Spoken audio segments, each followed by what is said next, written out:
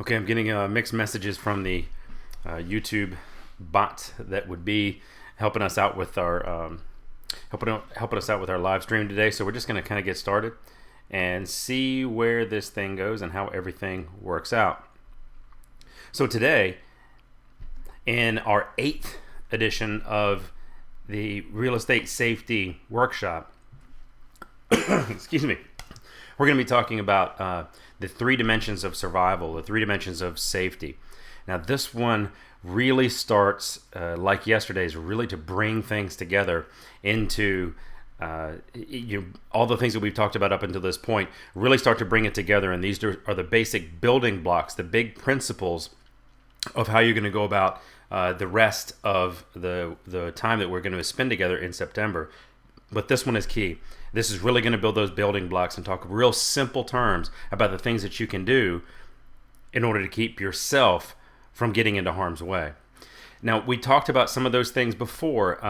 You're going to hear a lot of those old concepts come right back in. But it's all going to hopefully start to come together for you in the idea that we talk about today. So the 3 dimensions of safety. I talk about 3 different dimensions because they're very easy, they're very broad, and they're not deep or complicated. And you can focus in on one of those 3 dimensions because we typically live our lives in 3 dimensions, but it's okay at certain points to focus in on 1 or 2 dimensions of our own lives and things that we do. This is kind of the same way. There's going to be one area that you're probably going to be able to understand a little bit better than the others. And maybe you're not an expert in all 3, but you can develop the expertise in all 3. So what are they? Well, to start off real easy is the first one is know thyself. The first dimension of all things safety, security, and otherwise, and in so many other aspects of life, is to know yourself. In terms of safety and security, we've talked about these things before, but what is it that makes you a target? What is it that makes you vulnerable? What is it that makes you stand out from somebody else? You've heard the old expression talking about 2 guys and a bear. It's like, I don't have to be faster than the bear, I just have to be faster than you. Now, what makes you stand out and more vulnerable? If you were the slow person in that scenario, how can you work on becoming faster? What is it that you can do at that point to help even the odds out a little bit? So these are some of the things we're going to talk about when it comes to know thyself. So what is your value? What is your value as a target? When you talk about somebody, what makes you a target? What is your value? What is your real deep value that you have? Is it money? Is it looks? Is it what exactly is it that you have that is of value? Now, remember, the bad guys are only looking at 2 things. 2 things. You have something that they want, and then they think they can get it from you and get away with it. So what is your value? What is it that makes you susceptible? Now, remember, the bad guy in the Beverly Carter situation told the police and told the reporters as he was being stuffed into the back of that police car was that he did it because she was, quote, a rich broker. Now, we know that's not really the case. I mean, we believe that, obviously, there are elements of that are true, but that's not the sole reason. That's not the big thing. That's not why he was there, and that's not why he did what he did with Miss Carter. He believed that he could get away with it. He could get money and get away with it. That's such a key element. It's such a critical element. It's not that she had more money or the appearance of more money than anybody else. It's that the bad guy believed that he could get money from her and get away with it. Now, when those plans didn't work out, obviously it had a horrific ending, and it went a very different direction than I think anybody would have hoped. Certainly the Carter family, no question about that. But it's important to remember that her value was not simply the money. Her value was in the money, the availability, and the opportunity that the bad guys believed that they could get away with it. So that moves us to the next piece, is what is that opportunity? How do you present yourself? If you have a value, and we all do in one shape or form, we all have it at various points in time. We have value when we're carrying bags out from Christmas. You hear those types of things go on as you're walking through the parking lot of the mall. That has value in and of itself. But those are different types of criminals and different types of things. Those are more opportunistic. They're waiting for the person not paying attention in the parking lot. They're waiting. Pickpockets and purse snatchers are doing something a little bit different. They're waiting in a ambush site, if you will, for something bad to happen, or for you to walk along and then do the bad thing. When it comes to this type, when it comes to real estate agents and what we do for a living, it's not opportunistic. There's not some guy already waiting at the house, waiting to pounce you. Well, I mean, there could be in some of those situations of vagrant houses and squatters and things like that, but that's not generally the focus of what we're talking about here. These same principles will work in those scenarios, but what we're talking about here is what makes you a valuable target, and where do you present yourself as an opportunity for the bad guy. Well, in most cases, that is because the bad guy's been able to separate you from your normal work, your normal way of doing business. That's meeting you in a house that they chose, which is pretty much how every single buyer transaction works today. You meet at the home that the buyer has picked and selected. Yes, it happens and goes the other way, but more often than not, at least the conversations initially start off before you get to know the folks by going to see places that they have found. So if this is how it starts, that already puts you at a bit of a disadvantage in that you are already going into a place that they've planned out and thought through, and you haven't.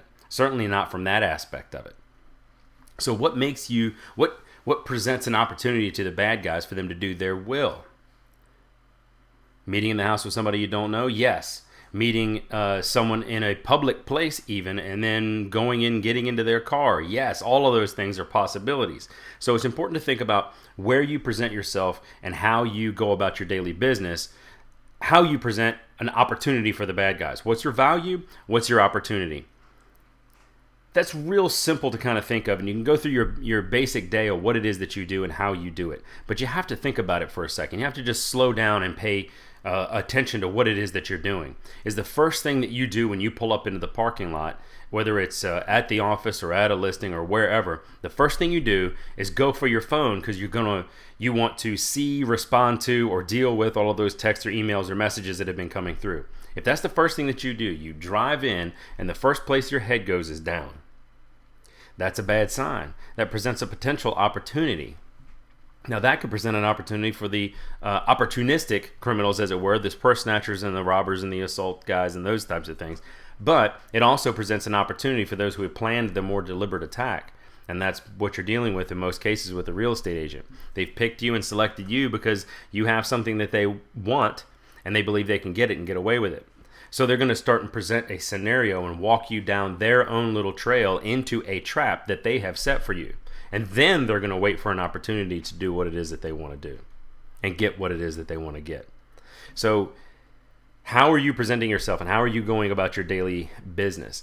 Are you immediately looking down, or should you just stand up, get out of the car, walk around, look around for a second, and then check your messages?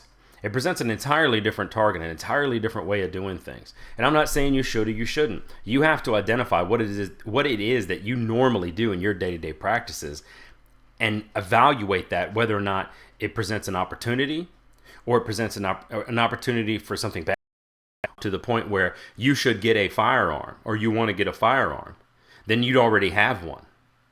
So the chances, especially if you look at the basic demographics of a real estate agent and you look at, it's a 50-something-year-old woman, Caucasian woman. That is the predominant demographic across the real estate world. If you don't already own a gun and you don't already regularly go to the range and work hard in becoming tactical and efficient in using that firearm, then you're not likely to. You'll keep it up for a little while, like a diet and like everything else, but then it'll tail off. So it's very, very important to understand and know who you are right from the beginning. If you're not a gun guy or a gun gal, maybe that's not the best option for you. I would never discourage anybody from taking a basic firearm safety course or a proficiency course and getting to know your way in and around it and be able to handle one should you be presented with that situation. Just like I think it's a great idea to take CPR and first aid and those types of things. But that's not what you should rely on. You should not go to the gun store, buy a gun, put it in your pocket, go shoot it a couple times a year, and then go, you know what, I'm good now. I don't have to do anything else. I'm safe because I have a gun. I mean, nothing could be further from the truth. It's just not the case. Lots of buildings burn down that have fire extinguishers in them. The fire extinguisher didn't prevent a damn thing. Just would have helped if somebody was there when the fire started. Granted, it was small enough and it was containable. It was the right type of material that was on fire that could be put out by that particular fire extinguisher. You see, I mean, this is really hard to be a... You can't have a self-defense technique or tool that is a one-size-fits-all, universal, does everything, jack-of-all-trades weapon. It doesn't exist. So, I would like you to focus in on knowing yourself, what it is that makes you. And understanding, the next part of know yourself, is your capability and your capacity. Now, these two things are very different, but they are so critically interrelated. You may have the capability to fight. You may have the capability to defend yourself successfully against an attacker or an assailant. But do you have that? That would be the capacity. But do you have the... I'm sorry, I got that mixed up. That is your capability. But do you have the capacity to take on 2 bad guys? 3. Most cases, most people do not. 1-on-1, they're good. 2-on-1, not so good. You have a capability, but not the capacity. This is really obvious when it comes to firearms. If a lot of guys out there that I know like to carry 45 caliber 1911 pistols, which basically means you get 7 rounds. 7. Personally, I'm more of a 9mm type of guy because I can carry 16. Because I figure the chances are pretty good that even if it's more than one person, I have 16 rounds to do my damage. Understanding that law enforcement who practices thousands of rounds a year still, under duress, under stress, hit their target about half the time. So if you hit your target about half the time and you got 7 rounds, that means 3 of them, maybe 4, are going to be effective. Well, that's that just means hit the target, by the way. It doesn't mean necessarily effective.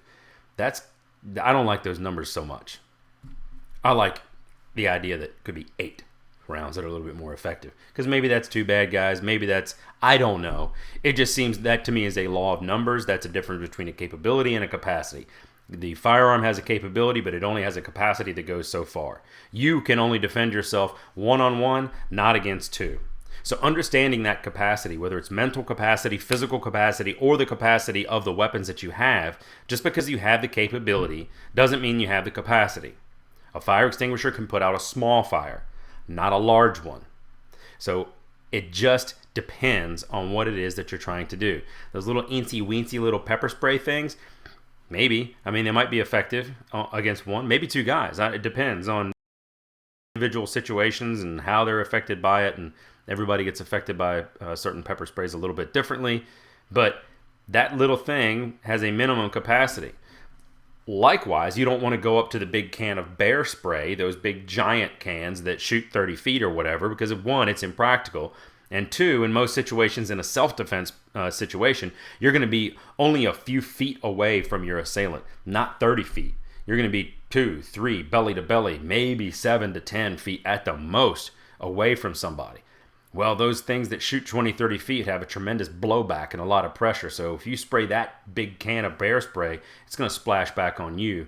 Well, highly likely it's going to splash back on you. And now you're, incapacitated is one way to say it. But I guarantee you're not going to like it. Bad guy won't either, but they're probably a little bit more ramped up. And in most cases, probably have a little bit more going for them. They're trying to stay out of jail and get what they want. And they probably have a little bit more experience in a tussle than most folks do, especially real estate agents. So, capacity is important. You don't want to have under capacity. You don't want to have over capacity. But these are all talking about tools. I'm talking about your mental capacity, your physical capacity, your training capacity. This is just because you took a 3-hour course, just because you watched all 12 of these episodes and any other things that you found online, 12 to 24 hours worth of training doesn't mean that you're proficient for the rest of your life. It means that you got a basic knowledge, you got a basic understanding, but you still have to work at it from time to time. You still have to adjust things. You still have to identify some of those things we already talked about. What makes you a target? What makes you safe? What did I do that made me a target that I don't want to do anymore? I want to change and I want to modify so that doesn't become a factor. What are some of those things that kept me safe that worked or didn't work? If they didn't work, what can I do to make them work better or work really well? Those are the types of things that you want to keep in mind. So this can be a very difficult concept for some people to try and think about some of those things on that level because you're not used to thinking in terms of your own capacity to fight and defend yourself and all those kinds of things, or even to be that Jason Bourne mentality where you're kind of pre-crime, where you're trying to anticipate things that may or may not happen. So I like to recommend to folks to think about basically the different types of animals in the animal kingdom. You have animals animals out there have certain self-defense mechanisms and certain characteristics about them that help keep them safe and keep them from being a target. Some of these, a lot of animals use aggression. They're very aggressive and they have a reputation for being very aggressive. Honey badgers and hyenas and things like that have a tendency to be very, very aggressive. So that keeps them from a lot of bad things happening because they're very aggressive and nobody wants to start that fight. You've seen the guys, you know the people that I'm talking about. Nobody wants to get into a fight with a crazed out psycho dog or a psycho animal. Nobody wants to go down that path. So most creatures in the animal world leave the aggressive animals alone. They just leave them alone. And then the next one comes up is herding. There are a lot of animals out there that herd or flock. I mean, it works for birds too, but they work together with a few or many different animals or birds that are also in their herd or in their flock. Now, this sounds kind of obvious. I mean, we've all seen those Discovery Channel things. We've all seen many different things where the herd will go after and protect itself, its young. So that's one way that animals protect themselves. And then there are some animals who have weapons. Crazy, huh? Some animals that actually have self-defense weapons. Now, it takes a lot of animals, the prey animals, some time to figure out, possibly, or some experience to figure out that these are, in fact, weapons, but they're real. Porcupines have weapons. Skunks have weapons. Poison animals have weapons, whether they inject that poison on their own as an offensive measure, or they are in fact poisonous themselves or spiky themselves, pufferfish and all the 9 yards. So they have weapons at their advantage. And it can take sometimes the prey a little bit of time to figure out that they have a weapon, which is one of the reasons why, it makes it somewhat ineffective. And I don't like to rely on the weapons aspect when it comes to human beings, because the bad guy may or may not know that you have a weapon. And then, I want to focus in on the prevention piece more so than anything else. So maybe I still think the weapons are not the primary means of a defense, but it helps you figure out what type of person that you are. Are you an aggressive person? Are you a herding type person? Or are you one that prefers weapons? But there are still two more. There's one that's terrain. What type of terrain do you live in or live on? And when it comes to animals, you see the animals that put their nests and their dens up in the air or underground or in certain places or on top of certain things. They create their own environment in such a way that protects them and keeps them safe. And it at least allows them to defend themselves. And a lot of times people won't, most animals just won't mess with a beehive unless they are very specially equipped or they just are really hungry. But the idea that the terrain actually helps some animals out is a huge advantage. And then the last thing up there is just the fruitless animal. And that sounds crazy, right? But the fruitless animal is one that, there's just not enough there. There's no meat there. There's no meat on that animal. It's not even worth fooling with. It's all bones. It's all shell. It's all something. It's just not worth it. It's got too many pinchers and too many weapons. Maybe it smells bad. Maybe it doesn't taste very good. Whatever the case might be, it's not worth it. So most animals just leave it alone. Sometimes it's just, ugly, and it doesn't necessarily taste bad when it comes to the animal kingdom, but they just leave it alone because it doesn't look right or it doesn't act right. Don't know. But those are basically the top 5 defense mechanisms in a way that animals, the things that animals have inherent to their nature that allow them to survive. So where do you fit inside that construct? Are you aggressive? Are you a herding animal? Do you use weapons? Do you use terrain to your advantage? Or are you just a fruitless victim? There's no reason to even come after me because I don't have anything that you want. Which leads that to the final piece that I want to talk about there, and that I kind of alluded on, is that when it comes to weapons and when it comes to buying weapons and carrying weapons and doing different things with that, you are what you buy.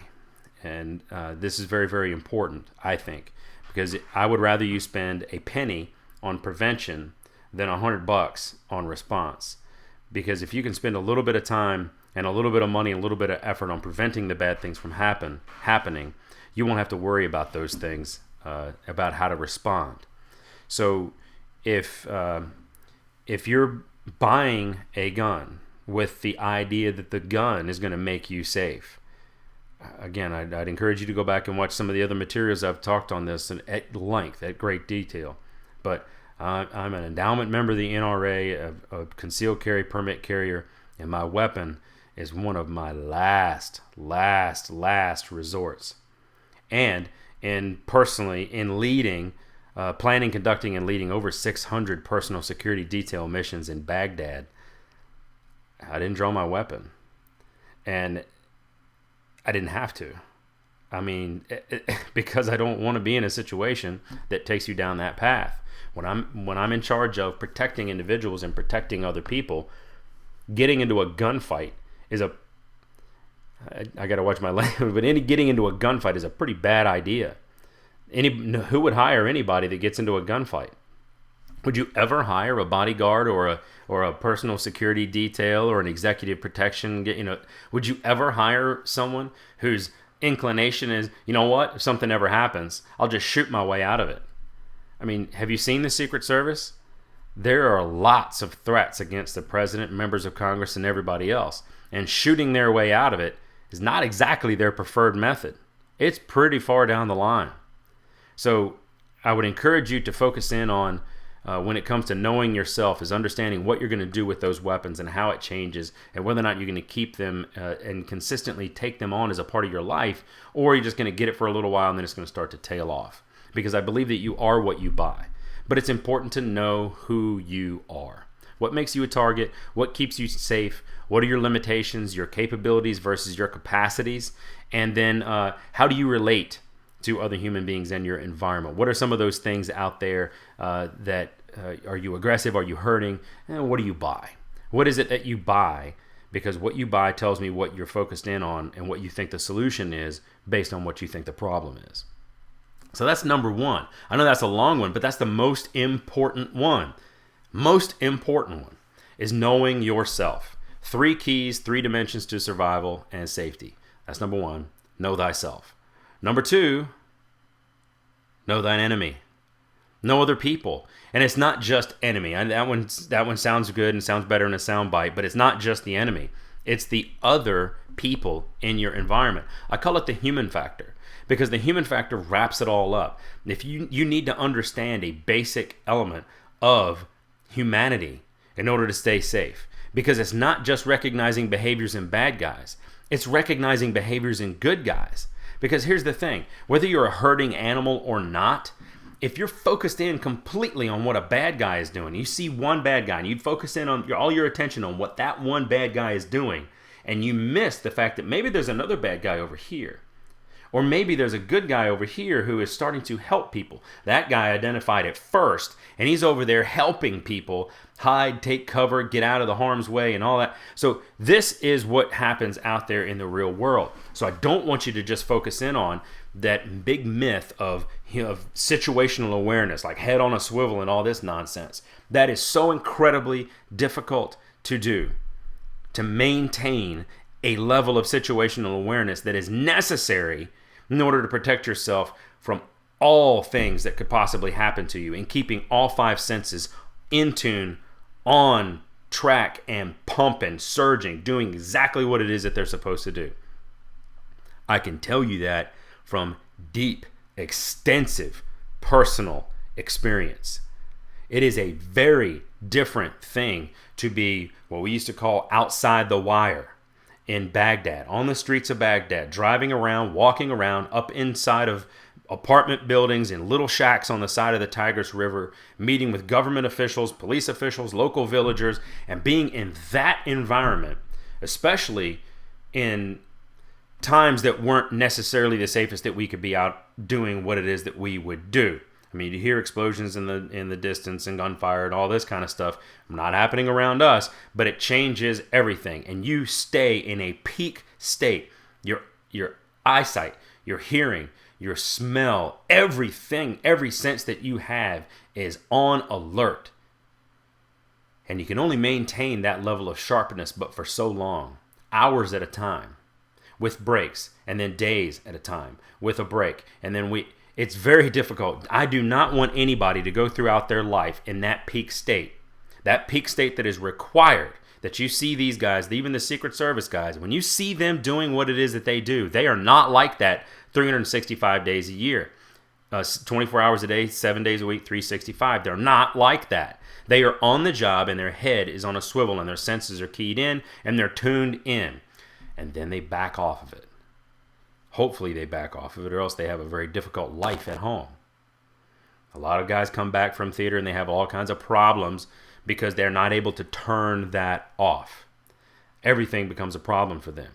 So it's not just about situational awareness. That is such a misnomer, and it's impossible to grasp what you need to be aware of if you haven't had bad things happen around you to be able to identify them, react, and go the other way. So understanding the human element, understanding what it means, not about where their hands are, whether or not they're in their pockets and all those things. Those are advanced tactics. I'm talking about paying attention to people, paying attention to what people are doing and saying, paying attention to their body language, paying attention to how they're moving and how long they've been sitting in one spot. And you don't have to spend a whole hell of a lot of time on it. You just kind of make a note. You make a mental note and you go, guy's been standing over there for a little while. And every once in a while, I kind of check in on him. But more importantly, look around. Has anybody else noticed that? Maybe it's just you. Maybe it isn't just you. Maybe there are other people who are now paying attention. And you can identify the fact that there's another guy across the room from you, across the building from you, that is also keyed in and tuned in and paying attention to this guy over here. So now, if it's me in that situation, I know that I don't really want to be necessarily beside or near either one of these people. Because this guy thinks he's going to do something. This guy thinks that guy standing over there is going to do something and he's ready to act. Well, you know what? I don't want to be ready to act. I don't want to be near that guy when he thinks he's ready to act, because I have no idea what his level of capability, what his capability and capacity is, and I have no idea if I want to be standing next to him or anywhere near him. He might be just some loose cannon who's watched too many John Wayne movies and thinks that, he can do all kinds of stuff. I don't want to be near either one of them. So I'm going to back out of the situation and go in the opposite direction. So I'm not just paying attention to the bad guy, I'm paying attention to the good guy. Because I don't need to get in a hero fight. Now, my life is threatened and it moved all the way down. We talked about that left of boom. If we've moved all the way down from the left of boom right up to where the boom is inevitable, well, that's different. But I'm talking about stuff that's all the way down here. I will act, react, and do so with an extreme prejudice and quite a bit of violence, quite frankly, because I will stop the threat. But that's all the way down here, and I want to do everything I can to keep myself so far down there to the left of boom that there's no threat and no risk and no possibility of anything happening. So when you understand that it's not just about focusing in on the bad guy, it's also looking at the good guys. It's also talking maybe to your neighbors. Hey, did you see that guy over there? But the basic human dimension, the human dimension of this, of other human beings, is to understand what motivates people. And you know this already because you're in sales. And you understand the two things that motivate people: seeking pleasure, avoiding pain. You also know that most people will do more to avoid pain than they will to seek pleasure and to gain benefit. So if you know these things, that's a really good indicator of what people are looking to do. Remember the bad guy. He thinks you've got something that you want, that he wants, and he thinks he can get it from you and get away. That means he is heavily motivated In the first, by gaining pleasure, and in the second, by avoiding pain, because he doesn't want to get caught. He doesn't want to go to jail. He doesn't want to get hurt. And that one is going to drive the first one. If he thinks for a second, if the bad guy thinks for a second that he can get caught, hurt, wounded, go to jail, any of those things, he's probably going to pass you up as a target. Going to move on. Move on with his life. Because he's going to do more to avoid the pain than to seek the pleasure. So understanding that very, very simple strategy, that very simple thing, and identifying the good and the bad in your environment, when it comes to other human beings, and understanding what motivates people will go so far. I can't even begin to tell you how far it will go. People who are genuinely looking to help or have genuinely good hearts or good intentions are easier to find than you might think. Most good people, this is a bit of a generalization, but I'm going to give you some tactical tips here. Most people in general are approachable and don't mind being approached with other people who meet them with, let's say, the same amount of energy. Go back to that first piece we talked about. Aggressive animal, herd animal. These two are not going to get along. And it's very likely that the herd animal, any aggressive animal, whether it's aggressive protection or aggressive destruction, the herding animal is going to look at that aggression and just not want to be around it and not be a part of it. So you have to be able to meet on that same energy. So if you are a bit of an aggressive type and you see some folks over in the corner who are maybe a little bit starting to herd together a little bit, if you become more like in that moment, become more like a herd animal and go over there and be like, look, I see what's going on and I think we all should leave together, then that will do a lot of great things for you. And if you see that individual coming up who is meeting you on that same level, chances are really good that they have good intentions. It's when people come in and try and cross things up. When they try and cross it up, and maybe you are the aggressive animal and the bad guy's a herding animal because they've got more than one of his partners around. So that herd is going to attack that aggressive person. Physically, whatever, but they're going to attack, and that's not going to end up in a situation where two things meet very nicely.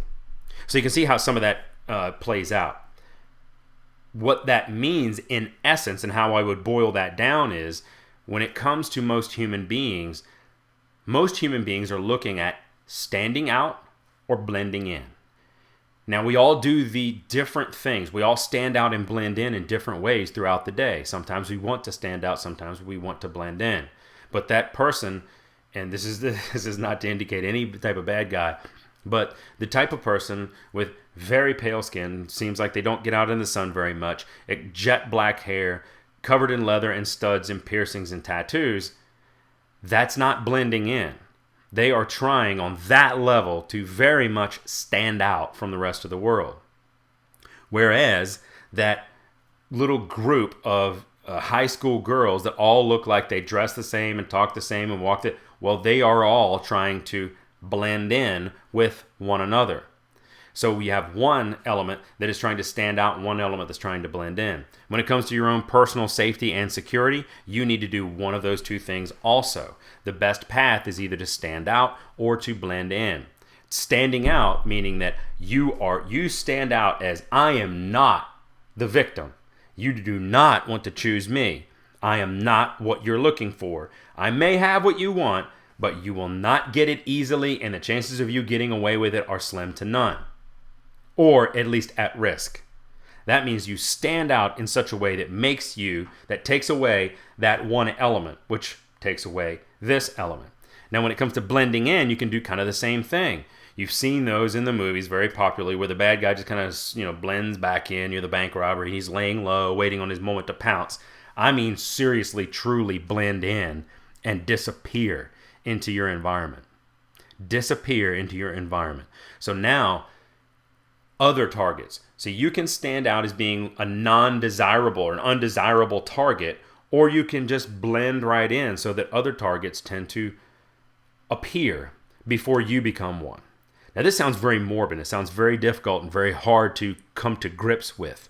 But if you are looking at what another human is wanting to do is whether they are standing out or blending in. This will help you keep yourself safe, but it'll help you identify who in your environment is trying to stand out or trying to blend in. Because most bad guys are going to try and blend in until they are ready to do what it is they came to do. They are trying to blend in and fit in and disappear into the landscape. Then they're going to do their thing, and they're probably going to stand out at least in a moment's time, but they'll probably use a significant amount of aggression and violence to get what it is that they want, and then they're going to flip back, and they're going right back to blend in, and they want to disappear. They want to disappear. So when you see somebody that is deliberately trying to disappear in their environment, in the world that you're in, whether that's the coffee shop or the grocery store, somebody's just literally trying to disappear and seems to be shrinking into the shadows and gets uncomfortable anytime anybody makes eye contact or looks over at them, that would be one of the warning signs. So if you are looking at from the bad guys looking to avoid being caught, avoid going to jail, and avoid having any problems with getting what they want, that's big step in understanding the human dimension out there. Understanding how the bad guy works. Understanding how the good guy works with that, in contrast to that. Do they meet? Do they clash? Is it a herding versus an aggression? Is it a weapons versus a terrain? How are they meshing? How are they getting together? If you've seen those personality types, different high Ds and all those kinds of, how are they meeting each other? Is there an effort to meet on the same level, or is there an effort to exert dominance, or is there an effort to do something else? Those are really key important things to look at. So you've got your seek pleasure and avoid pain is a basic construct and building blocks that you already knew about when it comes to other people. You have the element of standing out or blending in. That's both for you and for other people. And then that last piece is the one that matters the most in this, and that is, what is the truth? Truth is relevant in this situation when it comes to other humans, because truth revolves around mostly perception. And that's the craziest thing when it comes to other people, because you can never really truly can know the truth about another person. You can't know what it is that they're thinking, or know what it is that's motivating them or driving them in any one area at any one point in their life. You can try and guess, but guessing won't get you very far. So there are three elements of truth. There's your truth, their truth, and then the real truth. Because you may perceive that person standing over in the corner that's minding their own business to be safe, when in fact they are casing the room. So their truth, your truth. But they're not just casing the room. They're casing the room to come back a day or two later to commit their bad act, their crime. So that's the real truth. Right now, you just dismiss them. Nothing going on with that guy. Really, they're casing the room, and then the actual truth is they're casing the room to come back a few days later and do something horrible. That's a bit much to kind of take in, but the concept and the principle is that you can never know what is motivating somebody else. You can never know. How many times have you seen, whether it's active shooter, whatever it is, we just didn't see this coming. Maybe there were some warning signs, and I saw a couple things, but this is just a complete shock. Never would have seen that happen. He was always so quiet, kept to himself. Okay, maybe he had a tussle here and there, but that's the way people react, because they have their own truth that they are trying to defend. Because people don't want to make it seem like they missed something, when in fact they did. Most of these cases, again, with the active shooters, people missed things, or they dismissed them altogether. They had mental health issues. They had violence issues. They had lots of chemical dependencies in most cases. So you take these things, and that was the truth. And we want to protect ourselves. We want to protect our own feelings. We want to avoid the pain of doubting ourselves, or thinking that we did something wrong, or that we had a contributing factor into some of these events. But that's protecting our truth, when their truth is something different, and the truth is something beyond that. Because we don't know why exactly that all of these active shooters go out there and do what they do, but there are a lot of elements that go together. Mental health is one of them. But there are a lot of different elements that are the truth, that are universal across all of these incidents. So you have your truth, they have their truth, and then there's the truth. It's very difficult to try and arrange those things in a way that we can all live with and that makes sense. But if you understand that simple concept that people will do more to avoid pain than to seek pleasure, as that relates to you having something the bad guy wants and their ability to get it and get away with it, that will take you a long way into understanding how human beings work. And you can do simple little things to prevent yourself from being a victim or even a target by making sure that you are not, that either don't have or you don't have the perception that you have something that they want. And if you do, it is not easy to get. And if they try and take it, they're going to get caught or hurt. That's critical. That's critical in how you react and how you identify other people in the world and how you present yourself to them in the rest of the world. And that last little piece is about standing out and blending in. Do you stand out or do you blend in, and what should you do in each of those situations? So that's 2. We've covered 2 of the 3. Got the last one is going to be pretty quick because it's the least complicated, and it's also the easiest to fix and easiest to change. The first 2 dimensions of safety and security are know thyself and then know thine enemy. But it's not just enemy, it's anybody else out there that you interact with. And the last one is know your environment. So we got yourself, other people, and your environment. And this is your physical environment. This is exactly where you are on the planet. Are you in a small room? Are you in a vacant house? Are you in a crowded coffee shop? Are you in an airport? Where is your environment and what does it look like? I don't mean what's it look like for whether it has glass or there's bushes or there's the chance of coyotes running through. I'm talking about how your environment contributes to your overall safety or vulnerability. Is the environment that you're in put you at risk? Does the environment you're in put you in danger? There are lots of places I can think of very easily, and I'm sure you can too, where just by your mere presence in that area, in that location of the city, especially at a certain time of day, puts you at additional risk just by being there. Now, there are some other places you could probably think of that have almost no risk. They pose very little threat just by being there. Being in a police station parking lot, not a bad place to be. That's why you see a lot of people meeting who do Craigslist and online sales and things like that they meet. And a lot of localities around here in Loudoun County and Fairfax County have meetup spots. So you can go and meet there. But by your physical presence at a police station parking lot, that kind of changes the game. So are you meeting at the office or a Starbucks, or are you meeting at the police station? Sounds kind of crazy, but I mean, why not? That just seems like a better place to meet to me. I mean, if you bring that up and was like, I'm not meeting at the police station, why not? I can't think of why anybody would not want.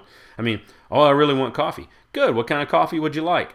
I'll stop by Starbucks on our way, and then I'll meet you at the police station with coffee. I mean, this is crazy, right? But I mean, you got to think about these things in a little bit different mannerism, in a different way than you have been traditionally. It's not the physical act of meeting someplace in public. It's what you're doing when you're getting there and how you were using that environment to either keep you safer or put you more at risk. And just meeting at Starbucks doesn't do anything. It does nothing. It does a little, potentially, I guess, maybe sort of supposed there's a chance that it does something to help keep you safe, but what exactly? Just a general deterrence that a bad guy won't want to be seen in public? I don't know. Maybe, maybe not. But I tell you one thing, a bad guy will not want to be seen at the police station. I can guarantee you that. Not going to want to do that. Not going to want to meet in a bank parking lot. They have security cameras. Or any place else out there that you know has regular surveillance, video or otherwise. Because your environment's easy to change. You can change it. If you find yourself in a home showing a house to someone and you find yourself in a room and you just feel a little bit uncomfortable, leave that room. You just changed your environment. Leave that house. You just changed that environment. You changed everything about it. So we talked about in previous issues about how safety is not the safety illusion of it. It's not this big safety utopia that there's no one perfect place. Even the police station has its vulnerabilities. But you can control your environment based on danger and risk. We talked about this way back. I believe it was in episode or session 1 or 2 of the Real Estate Safety Workshop.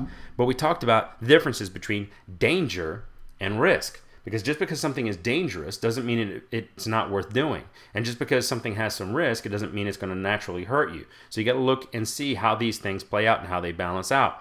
There's always this big pendulum that moves back and forth. Whereas danger is real, fear is not.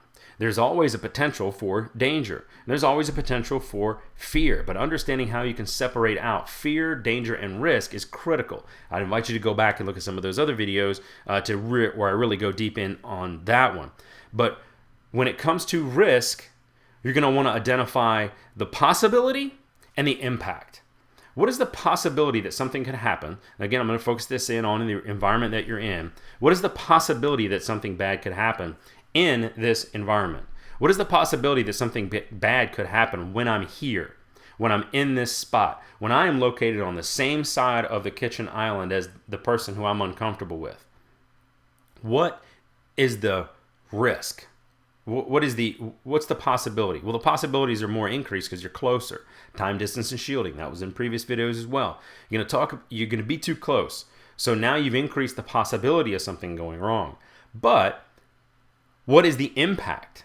The impact is if this is a real bad guy, then something really bad could go down. If it's not much of an impact. Just they make you feel uncomfortable. Now it's a feeling and it's not a physical assault. Not that feelings don't need to be protected as well, but you understand where I'm getting at. Because there's a difference between a deadly impact and an inconvenient impact, or none at all. And then there's also a definite change in risk about is it very likely or is it not likely? Or is it snowball's chance in hell likely? So where along these scales of risk and impact do these things have? And meaning your environment. So where you go, does it have a high likelihood that something could go wrong and then a high impact, a very dangerous impact if something were to go wrong? Then that would be the type of place that you want to avoid. Now, there are charts and things that can help you with this. This is not something that is too terribly difficult, but you can just do basic XY axis, and all you need to do on that XY axis is develop a couple different charts and have on one side your risk and on the other side your impact, and rank them according to severity, 1, 2, 3, 4, however you want to rank it.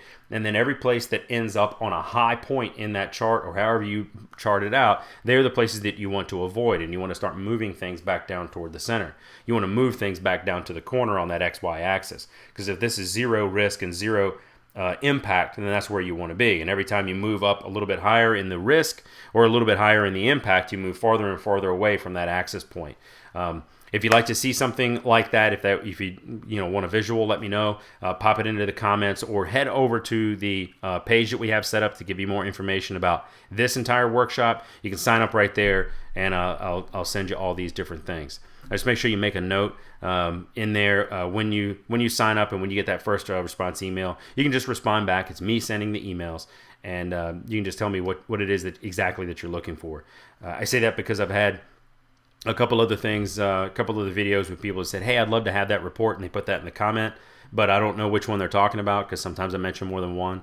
So if you want to make sure that you get the best and most accurate stuff out there, if you could, just please indicate exactly what it is that you want. You can say the risk impact chart or something along those lines, and I'll know what you're talking about in this scenario. So I appreciate everybody for watching, and we're moving along here. We've got one more aspect to cover tomorrow. We got one more thing that we're going to get into, and then we're going to move into the final week. So the last piece of this week is just really some simple principles. We're going to talk about some really overall guiding principles that can help you make decisions about should you or should you not. And that's coming up tomorrow on Facebook Live, on my personal channel Facebook, on my first personal page. And then we're going to be able to put that thing up live or put it up onto YouTube afterwards. It'll be live on Facebook tomorrow at 2 p.m. and then on YouTube afterwards. So thank you everybody for tuning in. Be sure to share this video out. If you haven't pushed it out, if you got anything from this at all and you've stayed with me till the end here, I appreciate that. We're 9 hours into this so far, and that's pretty awesome in and of itself that many of you have stayed with me and try to do something a little bit different and try to improve yourself from a personal security and safety standpoint. So thank you everybody for watching, and we will see you next time.